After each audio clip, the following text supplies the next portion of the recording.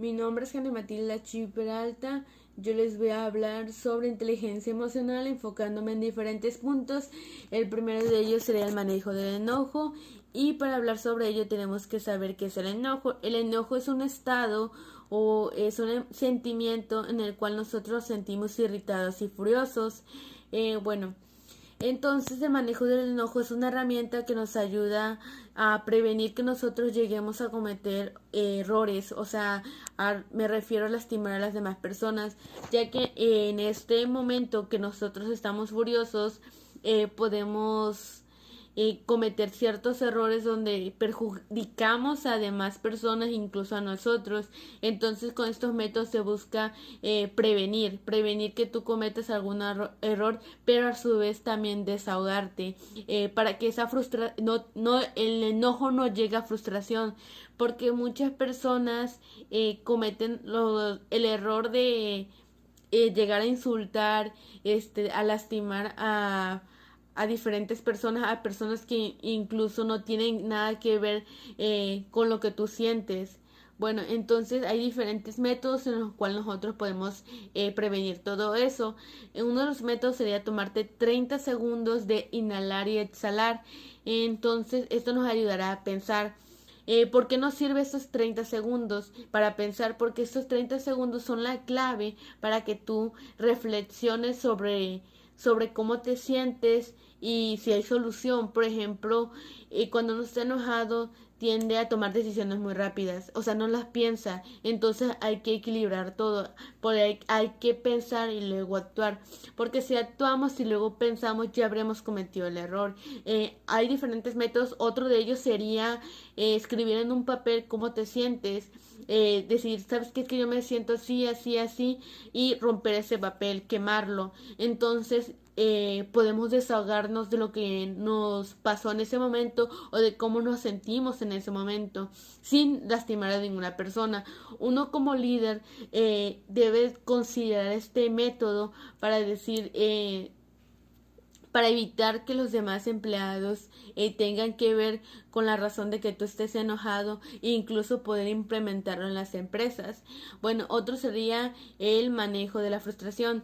Muchas personas no pueden tolerar la frustración, no pueden tolerar los sentimientos de estar tristes o enojados. Lo que podemos ver que del tema anterior que estaba hablando era de que el enojo, si tú no lo llegas a poder liberarte de por qué te sentías así o desahogarte de por qué te sentías así, se va a volver en frustración. Esta frustración no nos va a poder ayudar a liberar el 100% de nuestras habilidades. Entonces, para eso sirve el manejo de la frustración, tomar diferentes métodos para poder liberarte, poder decir, si me siento así, puedo tomar este método, puedo salir a correr, a caminar, incluso escribir en un papel cómo te sientes. Mucho de ello lo que utilizan es un diario. Por ejemplo, cuando una persona está muy frustrada, en su diario anota cómo se siente, por qué se siente así. Entonces nosotros es lo mismo que hablábamos sobre el enojo. Hay que tener de una manera de pensar y luego actuar, porque prácticamente cuando una persona está frustrada tiende a estar irritada, a estar enojada. Entonces también tenemos que considerar cómo nos sentimos, porque muchas personas cuando están frustradas no saben por qué están frustradas, no saben por qué llegaron a estar así.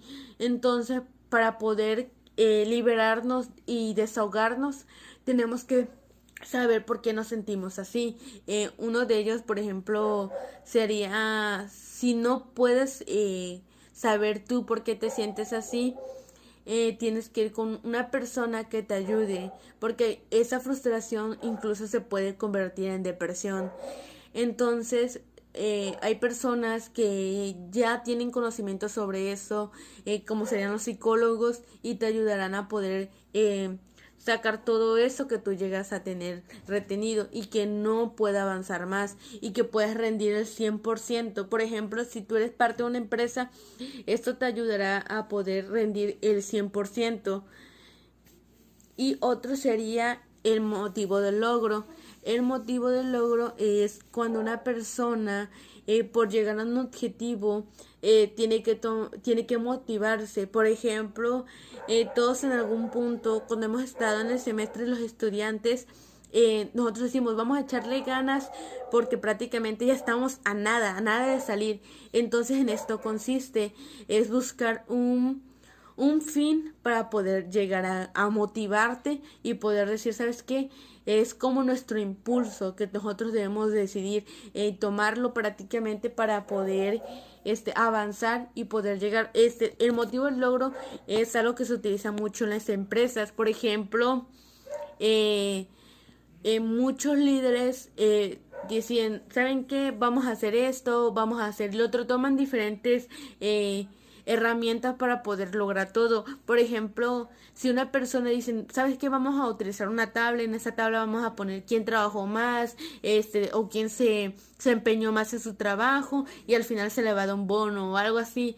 Entonces, hay muchas personas donde ya se ponen a trabajar y a decir, ¿sabes qué? Vamos a hacer esto, vamos a hacer el otro. Entonces, en eso consiste, buscar un motivo por el cual uno quiera trabajar más y poder lograrlo. Otro tema también sería el liderazgo. Sabemos que el liderazgo es una herramienta que se utiliza para poder guiar a las demás personas. Para hablar sobre el liderazgo tenemos que tomar en cuenta todos los demás puntos que ya hemos visto, incluso los que vamos a ver más adelante. Por ejemplo, un líder consiste en ayudar a las demás personas, en guiarlas, y es donde ya entra prácticamente saber qué es la inteligencia emocional, saber por qué tus demás personas se sienten así. También podemos ver que tiene que motivar a las demás personas y tiene que manejar su frustración, porque muchas veces cuando una persona es líder va a llegar a toparse con situaciones que no le va a agradar y que él tiene que saber qué hacer en esas situaciones. No tiene que dejarse guiar por sus sentimientos. Entonces también tiene que motivar a las demás personas, tiene que de buscar un bien común para todos para poder sacar el trabajo adelante. También tiene que conocer bien a sus empleados, tiene que establecer una comunicación para prácticamente sin que la empresa llegue a estar afectada en todo eso. Entonces, prácticamente para que nosotros hablemos sobre liderazgo tenemos que tener en cuenta todos estos puntos. Bueno, entonces ya sabemos que el liderazgo es esta herramienta que nos ayuda a guiar a una persona hacia un bien común sin la necesidad de aplastar a las demás personas. Es una equidad donde nosotros podemos ayudar a las demás personas y también siendo esa persona a la que los demás pueden llegar si necesitan ayuda. Bueno, otro punto sería afrontar el cambio. Bueno, creo que todos en algún punto hemos querido evitar algún cambio. Entonces, en esto se habla este punto. Bueno, yo como mi experiencia, mis papás son separados. A mí me costó mucho quizá en un punto que mis papás se separaran por el cariño que yo les tenía a ellos, que no sería lo mismo. Entonces me frustraba el sentimiento de miedo, el sentimiento de enojo, porque yo me quedé con muchas cosas reservadas. Entonces eso hizo que yo no quisiera afrontar el cambio. Y afrontar el cambio podemos ver lo que hay en diferentes personas con cosas pequeñas no quieren cambiar. O sea, hay personas que no pueden beber otro café que no sea el de ellos, o hay personas que no pueden trabajar en otra cosa porque no les gusta. Entonces nosotros tenemos que buscar un motivo de por qué nosotros debemos de cambiar este pensamiento. Por ejemplo, supongamos que una persona ganaba 100,000 pesos al mes. Esos 100,000 pesos de prácticamente no los invierte, más adelante los despiden. Entonces nada más tiene que buscar un trabajo donde le paguen 1,000 pesos, supongamos, a la semana. Entonces esa persona no puede aceptar que ya su estatus de vida cambió. Entonces él tiene que buscar un motivo por el cual aceptar el cambio. Entonces prácticamente él tiene que saber que si no tiene dinero tiene que trabajar para tener ingresos para poder alimentarse, si tiene familia. Entonces, todos esos motivos nos pueden ayudar. Y no todos los cambios son para mal, algunos son para bien, pero tenemos que aceptar todos ellos. No podemos decidir que esto pase, que esto no pase. Entonces, el cambio siempre va a estar con nosotros. Bueno, también otro sería el aprovechamiento de la diversidad. Bueno, entonces para hablar sobre el aprovechamiento de la diversidad, nosotros tenemos que afrontar el cambio. ¿Por qué? Porque en diferentes, ya sea en la escuela, en diferentes áreas, por ejemplo, en la escuela, en el trabajo, en la vida social, vamos a encontrarnos con diferentes personas, ya sea que tengan pensamientos de diferentes, como la religión, supongamos. La religión es un tema, un tabú que no se puede tocar mucho porque prácticamente es donde la gente empieza a pelear. Entonces nosotros tenemos que aceptar que las demás personas piensan diferente a ti. No podemos decir, es que yo quiero que piense así porque no es así, y tienes que decir, ok, si esa persona piensa así, prácticamente yo lo tengo que aceptar. Por ejemplo, muchas veces cuando una persona tiene un pensamiento diferente, no siempre va a ser para mal, sino va a ser para una ayuda. Por ejemplo, si tú no tienes tal conocimiento y esa persona te dice, no, ¿sabes qué? Es que esto es así, prácticamente eso sería una ayuda, en lugar de que lo veas como que, ay no, qué horror, qué feo que piensa así, o no, nada más conoce de este tema, y no es así. Creo que muchas veces nosotros hemos visto que, por ejemplo, los albañiles, algunos no terminaron la escuela, entonces muchos no saben escribir bien o leer bien.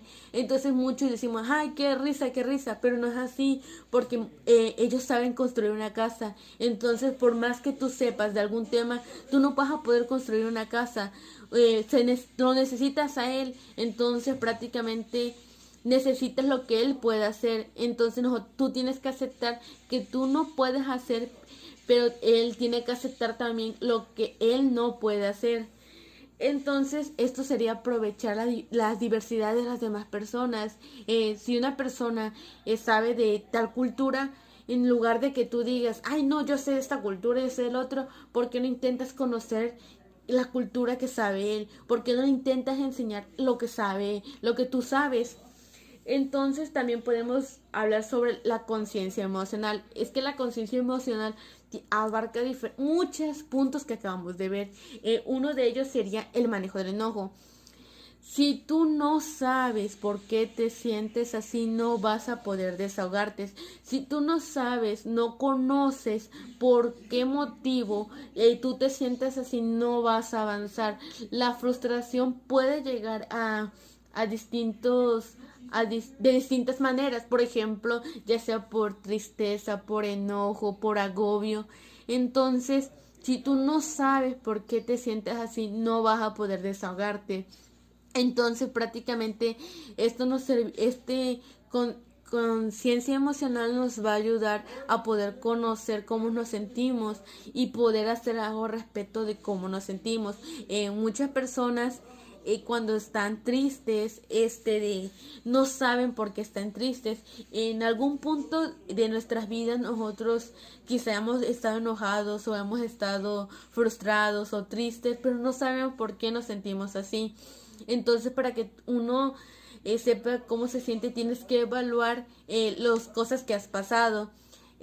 Por ejemplo, también sería de que si tú no puedes conocer por qué te sientes así, hay personas que te pueden ayudar, que uno de ellos serían los psicólogos, por ejemplo. Ellos te ayudan y te evalúan y te dicen, ¿sabes qué? Tú tienes esto y esto. Y eso sería todo de mi parte, profe.